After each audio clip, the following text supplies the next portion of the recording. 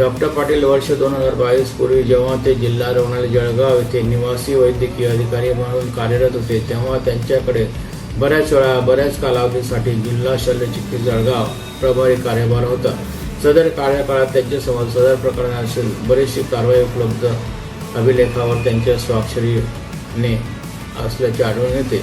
वर्ष 2022 मध्ये doctor NS Chavan यांची बदली झाल्यानंतर कार्यरत होते व त्यांच्या कार्यकाळातही गृहलक्ष्मी यांची देयके 2021-22 व सन 2022-23 मध्ये अदा झाल्याचे दिसून येते, परंतु त्यांचे निलंबन न होता व त्यांच्यावर विभागीय चौकशी तसेच फौजदारी गुन्हा दाखल करण्याचे आदेशाचे कारण त्यांना व काही कर्मचाऱ्यांना वाचवण्यात आल्याचे दिसून येते।